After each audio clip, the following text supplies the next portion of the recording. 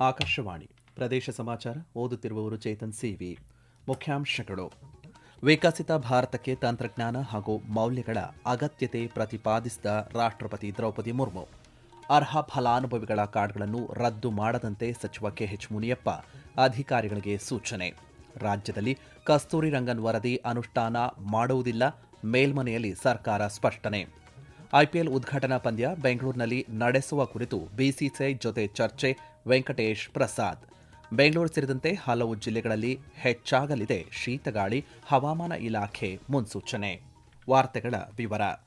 ಸುತ್ತೂರು ಮಠದಂತಹ ಸಂಸ್ಥೆಗಳು ಯುವ ಮನಸ್ಸುಗಳಿಗೆ ಸ್ಫೂರ್ತಿ ನೀಡುವ ಹಾಗೂ ಜವಾಬ್ದಾರಿಯುತ ನಾಗರಿಕರನ್ನು ಪೋಷಿಸುವ ಕೆಲಸ ಮಾಡುತ್ತಿದೆ ಎಂದು ರಾಷ್ಟ್ರಪತಿ ದ್ರೌಪದಿ ಮುರ್ಮು ಅಭಿಪ್ರಾಯಪಟ್ಟಿದ್ದಾರೆ.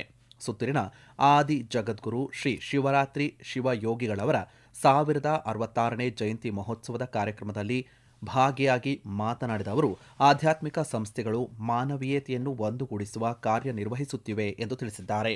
2047ರ ವೇಳೆಗೆ ವಿಕಸಿತ ಭಾರತದ ದೂರದೃಷ್ಟಿಯತ್ತ ಭಾರತ ಮುನ್ನಡೆಯುತ್ತಿರುವಾಗ ತಂತ್ರಜ್ಞಾನದ ಶಕ್ತಿ ಮತ್ತು ಮೌಲ್ಯಗಳ ಅಗತ್ಯತೆಯನ್ನು ಅವರು ಪ್ರತಿಪಾದಿಸಿದ್ದಾರೆ.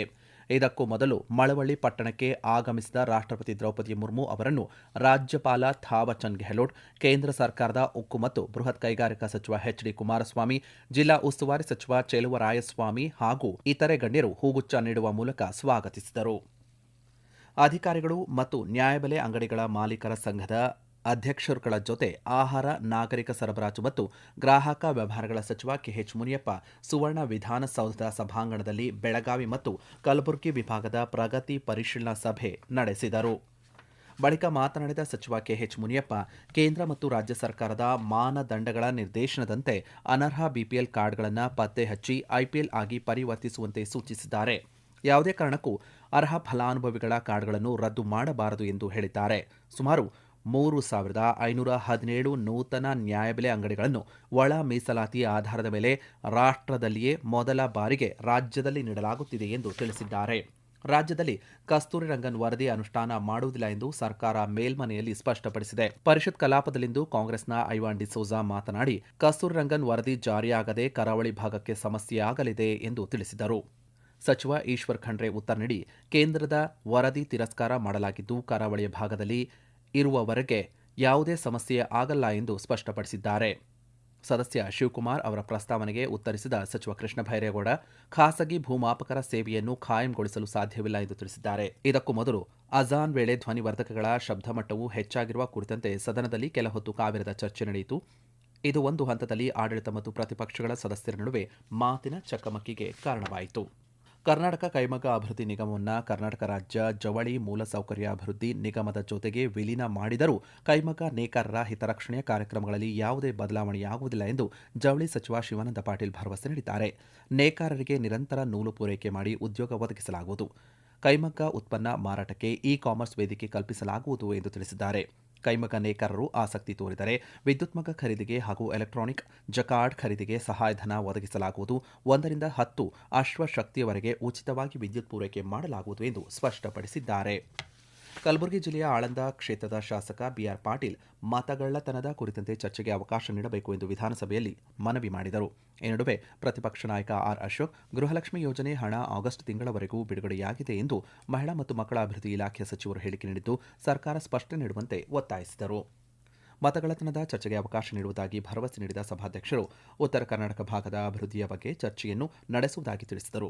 ಭೋಜನ ವಿರಾಮದ ಬಳಿಕ ಚರ್ಚೆ ಮುಂದುವರೆಸಿದ ಬಸವರಾಜ ರಾಯರೆಡ್ಡಿ, ನೀರಾವರಿ ಯೋಜನೆಗಳನ್ನು ಪೂರ್ಣಗೊಳಿಸಲು ಕೇಂದ್ರ ಮತ್ತು ರಾಜ್ಯ ಸರ್ಕಾರಗಳು ಜೊತೆಯಾಗಿ ಕಾರ್ಯನಿರ್ವಹಿಸುವಂತೆ ಸಲಹೆಯನ್ನು ನೀಡಿದರು. ರಾಜ್ಯ ಸರ್ಕಾರಕ್ಕೆ ಅಭಿವೃದ್ಧಿ ಅಂದರೆ ಗೊತ್ತೇ ಇಲ್ಲ ಎಂದು ಕೇಂದ್ರ ಬೃಹತ್ ಕೈಗಾರಿಕಾ ಮತ್ತು ಉಕ್ಕು ಖಾತೆ ಸಚಿವ ಎಚ್ಡಿ ಕುಮಾರಸ್ವಾಮಿ ತಿಳಿಸಿದ್ದಾರೆ. ಮಂಡ್ಯದಲ್ಲಿಂದು ಸುದ್ದಿಗಾರರೊಂದಿಗೆ ಮಾತನಾಡಿದ ಅವರು, ರಾಜ್ಯ ಸರ್ಕಾರದ ವಿರುದ್ಧ ಅಸಮಾಧಾನ ವ್ಯಕ್ತಪಡಿಸಿದ್ದಾರೆ. ಇನ್ನೊಂದೆಡೆ ಮೈಸೂರಿನಲ್ಲಿ ಮಾತನಾಡಿದ ಕುಮಾರಸ್ವಾಮಿಯವರು, ರಾಜ್ಯ ಸರ್ಕಾರದ ದುರಾಡಳಿತದಿಂದ ರಾಜ್ಯದಲ್ಲಿ 2,800 ಮಂದಿ ರೈತರು ಆತ್ಮಹತ್ಯೆ ಮಾಡಿಕೊಂಡಿದ್ದಾರೆ ಎಂದು ಆರೋಪಿಸಿದ್ದಾರೆ. ಸೂಕ್ತ ಕಾಲದಲ್ಲಿ ರಾಜ್ಯ ಸರ್ಕಾರದ ಭ್ರಷ್ಟಾಚಾರಗಳ ವಿರುದ್ಧ ದಾಖಲೆ ಬಿಡುಗಡೆಗೊಳಿಸಲಾಗುವುದು ಎಂದು ಅವರು ತಿಳಿಸಿದ್ದಾರೆ.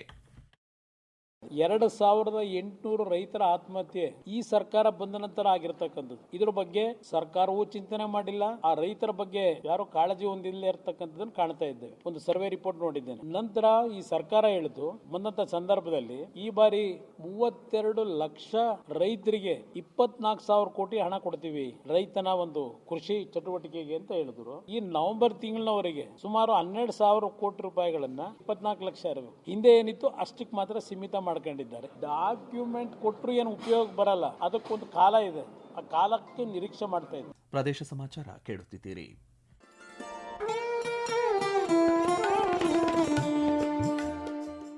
ಆಕಾಶವಾಣಿ ಸುದ್ದಿ ವಿಭಾಗದಿಂದ ಪ್ರದೇಶ ಸಮಾಚಾರವನ್ನು ಪ್ರತಿದಿನ ಬೆಳಿಗ್ಗೆ 7:05, ಮಧ್ಯಾಹ್ನ 12 ಮತ್ತು 2:30 ಹಾಗೂ ಸಂಜೆ 6:40ಕ್ಕೆ, ರಾಷ್ಟ್ರೀಯ ವಾರ್ತೆಗಳನ್ನು ಬೆಳಿಗ್ಗೆ 7:35, ಮಧ್ಯಾಹ್ನ 1:10 ಹಾಗೂ ಸಂಜೆ 7:35ಕ್ಕೆ ಪ್ರಸಾರ ಮಾಡಲಾಗುತ್ತದೆ.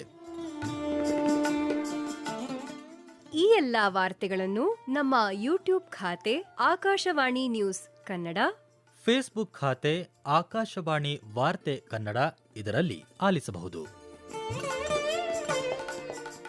ನಿಖರ ಮತ್ತು ವಿಶ್ವಾಸಾರ್ಹ ಸುದ್ದಿಗಳಿಗಾಗಿ ಕೇಳಿ ಆಕಾಶವಾಣಿ ವಾರ್ತೆ. ಈ ಬಾರಿಯ ಐಪಿಎಲ್ ಉದ್ಘಾಟನಾ ಪಂದ್ಯವನ್ನು ಬೆಂಗಳೂರಿನಲ್ಲಿ ನಡೆಸುವ ಕುರಿತಂತೆ ಭಾರತೀಯ ಕ್ರಿಕೆಟ್ ನಿಯಂತ್ರಣ ಮಂಡಳಿ ಜೊತೆ ಈಗಾಗಲೇ ಮಾತುಕತೆ ನಡೆಸಲಾಗಿದೆ ಎಂದು ಕರ್ನಾಟಕ ರಾಜ್ಯ ಕ್ರಿಕೆಟ್ ಸಂಘದ ಅಧ್ಯಕ್ಷ ವೆಂಕಟೇಶ್ ಪ್ರಸಾದ್ ತಿಳಿಸಿದ್ದಾರೆ. ಮೈಸೂರಿನಲ್ಲಿ ಸುದ್ದಿಗಾರರೊಂದಿಗೆ ಮಾತನಾಡಿದ ಅವರು, ಬೆಂಗಳೂರಿನಲ್ಲಿ ಐಪಿಎಲ್ ಉದ್ಘಾಟನಾ ಪಂದ್ಯ ಆಯೋಜನೆ ಬಗ್ಗೆ ಬಿಸಿಸಿಐ ಜೊತೆ ಚರ್ಚೆ ನಡೆದಿದೆ. ಬಿಸಿಸಿಐ ಕೂಡ ಈ ಬಾರಿ ಬೆಂಗಳೂರಿನಲ್ಲಿ ಉದ್ಘಾಟನಾ ಪಂದ್ಯ ನಡೆಸುವ ಕುರಿತು ಸಕಾರಾತ್ಮಕವಾಗಿ ಪ್ರತಿಕ್ರಿಯೆ ನೀಡಿದೆ ಎಂದು ಹೇಳಿದ್ದಾರೆ. ಮುಖ್ಯಮಂತ್ರಿ ಮತ್ತು ಉಪಮುಖ್ಯಮಂತ್ರಿಗಳು ಈಗಾಗಲೇ ಪಂದ್ಯಾವಳಿ ನಡೆಸಲು ಹಸಿರು ನಿಶಾನೆ ತೋರಿದ್ದಾರೆ. ಬೆಂಗಳೂರಿನ ಚಿನ್ನಸ್ವಾಮಿ ಕ್ರೀಡಾಂಗಣದಲ್ಲಿ ಐಪಿಎಲ್ ಸೇರಿದಂತೆ ಅಂತಾರಾಷ್ಟ್ರೀಯ ಮಟ್ಟದ ಎಲ್ಲಾ ಮಾದರಿಯ ಪಂದ್ಯಗಳನ್ನು ಆಯೋಜಿಸುವ ಸಾಮರ್ಥ್ಯವಿದೆ ಎಂದು ಸ್ಪಷ್ಟಪಡಿಸಿದ್ದಾರೆ. ಇವಾಗ ನಮಗೆ ಎಲೆಕ್ಷನ್ ಆಗಿದ ತಕ್ಷಣ ನಮಗೆ ಆ ಮ್ಯಾಂಡೇಟ್ ಸಿಕ್ಕಿದ ಮೇಲೆ ಇದು ಮೆಂಬರ್ಸ್ ಕಡೆಯಿಂದ ಆವಾಗ ನಮಗೆ ಇದು ಇನ್ನೂ ಈಸಿ ಆಯ್ತು. ನಾವು ಹೋಗಿ ಸರ್ಕಾರನ ಮೀಟ್ ಮಾಡೋದಕ್ಕೆ, ನಮ್ಮ DCM ಆಗ್ಬೋದು, CM ಆಗ್ಬೋದು, ಅವ್ರನ್ನೆಲ್ಲ ಮೀಟ್ ಮಾಡೋದಕ್ಕೆ. ಅವರೆಲ್ಲರೂ ಬೆಳಗಾಂ ಸೆಷನ್ ಅಲ್ಲಿ ಇರೋದ್ರಿಂದ ಅವರು ಬಂದಿದ ತಕ್ಷಣನೇ ಅವೆಲ್ಲ ಫೋನಲ್ಲಿ ಮಾತಾಡಿದೀವಿ ಹೋಮ್ ಮಿನಿಸ್ಟರ್ ಹತ್ರ. ಹಾಗಾಗಿ ಅವರು ಬಂದಿದ ತಕ್ಷಣ ಬೆಂಗಳೂರಿಗೆ ನಾವು ನೆಕ್ಸ್ಟ್ ಡೇನೆ ಅವ್ರನ್ನ ಹೋಗಿ ಮೀಟ್ ಮಾಡೋ ಅಂತ ಒಂದು ಯೋಚನೆನ ಹಾಕೊಂಡಿದೀವಿ. ಮಾತುಕತೆನೂ ನಡೆದಿದೆ. ಅಟ್ ದ ಸೇಮ್ ಟೈಮ್ ನಾವು BCCI ಹತ್ರನೂ ಮಾತಾಡಿದೀವಿ. ಅವ್ರ ಕಡೆಯಿಂದ ಬೆಂಬಲ ಚೆನ್ನಾಗಿ ಸಿಕ್ಕಿದೆ. ಖಂಡಿತ ಎಲ್ಲರಿಗೂ ಸಿಹಿ ಸುದ್ದಿ ಅಂತ ಹೇಳಕ್ ಇಷ್ಟಪಡ್ತೀನಿ. ಇನ್ನು ಹವಾವರ್ತಮಾನ. ರಾಜ್ಯದಲ್ಲಿ ಕಳೆದ ಒಂದು ವಾರದಿಂದ ತೀವ್ರ ಚಳಿ ಆವರಿಸಿದ್ದು, ಬೆಂಗಳೂರು ಸೇರಿದಂತೆ ಹಲವು ಜಿಲ್ಲೆಗಳಲ್ಲಿ ಶೀತಗಾಳಿ ಹೆಚ್ಚಾಗಿದೆ. ಪೆಸಿಫಿಕ್ ಮಹಾಸಾಗರದಲ್ಲಿನ ಲ್ಯಾನಿನೋ ಈ ಚಳಿಗೆ ಕಾರಣವಾಗಿದೆ. ಬೀದರ್, ಕಲಬುರಗಿ, ವಿಜಯಪುರದಲ್ಲಿ ಚಳಿ ಹೆಚ್ಚಾಗಿದೆ. ದಕ್ಷಿಣ ಒಳನಾಡಿನ ಜಿಲ್ಲೆಗಳಾದಂತಹ ಬೆಂಗಳೂರು, ರಾಮನಗರ, ಮಂಡ್ಯ, ಮೈಸೂರು, ಚಾಮರಾಜನಗರ, ಕೊಡಗು, ಬಳ್ಳಾರಿ, ವಿಜಯಪುರ ಜಿಲ್ಲೆಗಳಲ್ಲೂ ಚಳಿ ಹೆಚ್ಚಾಗಲಿದೆ ಎಂದು ಹವಾಮಾನ ಇಲಾಖೆ ಮುನ್ಸೂಚನೆ ನೀಡಿದೆ. ಮೈಸೂರಿನಲ್ಲಿ 9.7 ಡಿಗ್ರಿ ಹಾಗೂ ಬಾಗಲಕೋಟೆ, ಬಳ್ಳಾರಿ, ಬೆಳಗಾವಿ, ಹಾವೇರಿ, ಕಲಬುರಗಿ, ವಿಜಯಪುರದಲ್ಲಿ 10 ಡಿಗ್ರಿ ಸೆಲ್ಸಿಯಸ್ ತಾಪಮಾನ ದಾಖಲಾಗಿದೆ. ಬೆಂಗಳೂರಿನ ವಿಜಯನಗರದ ಪಾಲಿಕೆಯ ಬಜಾರ್ನಲ್ಲಿ ಈ ಹರಾಜು ಮೂಲಕ ಮಳಿಗೆಗಳನ್ನು ಹಂಚಿಕೆ ಮಾಡಲು ಮುಖ್ಯ ಆಯುಕ್ತ ಮಹೇಶ್ವರ ರಾವ್ ಅಧಿಕಾರಿಗಳಿಗೆ ಸೂಚನೆ ನೀಡಿದ್ದಾರೆ. ಕೋರಮಂಗಲದಿಂದ ಸಜ್ಜಾಪುರ ಕಡೆಯ 1 ಕಿಲೋಮೀಟರ್ ಉದ್ದದ ರಸ್ತೆಯ ವೈಟ್ ಟಾಪಿಂಗ್ ಕಾಮಗಾರಿಯು ಒಂದು ಭಾಗದಲ್ಲಿ ಪೂರ್ಣಗೊಳಿಸಲಾಗಿದ್ದು, ಮತ್ತೊಂದು ಭಾಗದಲ್ಲಿ ಶೀಘ್ರವೇ ಕಾಮಗಾರಿ ಪೂರ್ಣಗೊಳಿಸುವಂತೆ ಅವರು ತಿಳಿಸಿದ್ದಾರೆ. ಬೆಳಂದೂರು ಕೆರೆ ಬಫರ್ ವಲಯದಲ್ಲಿ ರಸ್ತೆ ನಿರ್ಮಾಣ ಮಾಡುವ ಸಲುವಾಗಿ ಸಮೀಕ್ಷೆ ನಡೆಸಿ ವರದಿ ಸಲ್ಲಿಸುವಂತೆ ಅಧಿಕಾರಿಗಳಿಗೆ ಅವರು ಸೂಚನೆ ನೀಡಿದ್ದಾರೆ. ಮೈಸೂರು ನಗರ ಪಾಲಿಕೆಯು ಪ್ರಾಣಿಗಳ ಕಲ್ಯಾಣದತ್ತ ತನ್ನ ನಿರಂತರ ಬದ್ಧತೆಯ ಭಾಗವಾಗಿ ಇಂದು ಟೌನ್ ಹಾಲ್ನಲ್ಲಿ ಬೀದಿ ನಾಯಿ ಮರಿಗಳ ದತ್ತು ಸ್ವೀಕಾರ ಅಭಿಯಾನವನ್ನು ಆಯೋಜನೆ ಮಾಡಿತ್ತು. ಈ ಅಭಿಯಾನದ ಉದ್ದೇಶ ಬೀದಿ ನಾಯಿ ಮರಿಗಳಿಗೆ ಸುರಕ್ಷಿತ ಮನೆ ಒದಗಿಸುವುದರ ಜೊತೆಗೆ ಜವಾಬ್ದಾರಿಯುತ ದತ್ತು ಸ್ವೀಕಾರದ ಬಗ್ಗೆ ಸಾರ್ವಜನಿಕರಲ್ಲಿ ಜಾಗೃತಿ ಮೂಡಿಸುವುದಾಗಿದೆ. ಕಾರ್ಯಕ್ರಮದಲ್ಲಿ ಅನೇಕ ಪ್ರಾಣಿ ಪ್ರೇಮಿಗಳು, ಸ್ವಯಂ ಸೇವಕರು ಮತ್ತು ವಿವಿಧ ಪ್ರಾಣಿ ಕಲ್ಯಾಣ ಸಂಸ್ಥೆಗಳ ಪ್ರತಿನಿಧಿಗಳು ಭಾಗಿಯಾಗಿ ದತ್ತು ಸ್ವೀಕಾರ ಹಾಗೂ ಪ್ರಾಣಿ ಕಲ್ಯಾಣ ಚಟುವಟಿಕೆಗಳಿಗೆ ತಮ್ಮ ಬೆಂಬಲವನ್ನು ವ್ಯಕ್ತಪಡಿಸಿದ್ದಾರೆ. ಬೆಳಗಾವಿಯಲ್ಲಿ ರಾಷ್ಟ್ರೀಯ ಗ್ರಾಮೀಣ ಜೀವನೋಪಾಯ ಅಭಿಯಾನ ಸಂಜೀವಿನಿ ವತಿಯಿಂದ ಆಯೋಜನೆ ಮಾಡಲಾಗಿದ್ದಂತಹ ಬೆಳಗಾವಿ ಸರಸ್ ಮೇಳದಲ್ಲಿ ಜಿಲ್ಲೆಯ ಸ್ವಸಹಾಯ ಸಂಘದ ಮಹಿಳೆಯರು ತಯಾರಿಸಿದಂತಹ ಉತ್ಪನ್ನಗಳು ಎಲ್ಲರ ಗಮನವನ್ನು ಸೆಳೆದವು. ಜಿಲ್ಲಾಡಳಿತ, ಜಿಲ್ಲಾ ಪಂಚಾಯತ್ ಮತ್ತು ಮಹಾನಗರ ಪಾಲಿಕೆ ಬೆಳಗಾವಿ ಇವರ ಸಹಯೋಗದಲ್ಲಿ ಡಿಸೆಂಬರ್ 12ರಿಂದ 21ರವರೆಗೆ ಹಮ್ಮಿಕೊಂಡ ಮೇಳದಲ್ಲಿ ಜಿಲ್ಲೆಯ ಮಹಿಳಾ ಸ್ವಸಹಾಯ ಗುಂಪುಗಳಿಂದ ತಯಾರಿಸಲ್ಪಟ್ಟಂತಹ ಪರಿಸರ ಸ್ನೇಹಿ ಜೂಟ್ ಬ್ಯಾಗ್ಗಳು, ಇಳಕಲ್ ಸೀರೆ ಮತ್ತು ಆರೋಗ್ಯಕರ ನೈಸರ್ಗಿಕ ವಸ್ತುಗಳು ಜನರ ಗಮನವನ್ನು ಸೆಳೆದವು. ಕೊನೆಯಲ್ಲಿ ಮತ್ತೊಮ್ಮೆ ಮುಖ್ಯಾಂಶಗಳು. ವಿಕಸಿತ ಭಾರತಕ್ಕೆ ತಂತ್ರಜ್ಞಾನ ಹಾಗೂ ಮೌಲ್ಯಗಳ ಅಗತ್ಯತೆ ಪ್ರತಿಪಾದಿಸಿದ ರಾಷ್ಟ್ರಪತಿ ದ್ರೌಪದಿ ಮುರ್ಮು. ಅರ್ಹ ಫಲಾನುಭವಿಗಳ ಕಾರ್ಡ್ಗಳನ್ನು ರದ್ದು ಮಾಡದಂತೆ ಸಚಿವ KH ಮುನಿಯಪ್ಪ ಅಧಿಕಾರಿಗಳಿಗೆ ಸೂಚನೆ. ರಾಜ್ಯದಲ್ಲಿ ಕಸ್ತೂರಿ ರಂಗನ್ ವರದಿ ಅನುಷ್ಠಾನ ಮಾಡುವುದಿಲ್ಲ, ಮೇಲ್ಮನೆಯಲ್ಲಿ ಸರ್ಕಾರ ಸ್ಪಷ್ಟನೆ. ಐಪಿಎಲ್ ಉದ್ಘಾಟನಾ ಪಂದ್ಯ ಬೆಂಗಳೂರಿನಲ್ಲಿ ನಡೆಸುವ ಕುರಿತು ಬಿಸಿಸಿಐ ಜೊತೆ ಚರ್ಚೆ, ವೆಂಕಟೇಶ್ ಪ್ರಸಾದ್. ಬೆಂಗಳೂರು ಸೇರಿದಂತೆ ಹಲವು ಜಿಲ್ಲೆಗಳಲ್ಲಿ ಹೆಚ್ಚಾಗಲಿದೆ ಶೀತಗಾಳಿ, ಹವಾಮಾನ ಇಲಾಖೆ ಮುನ್ಸೂಚನೆ. ಇಲ್ಲಿಗೆ ಪ್ರದೇಶ ಸಮಾಚಾರ ಮುಕ್ತಾಯವಾಯಿತು. ನಮ್ಮ ಮುಂದಿನ ವಾರ್ತಾ ಪ್ರಸಾರ 7:35 ನಿಮಿಷಕ್ಕೆ.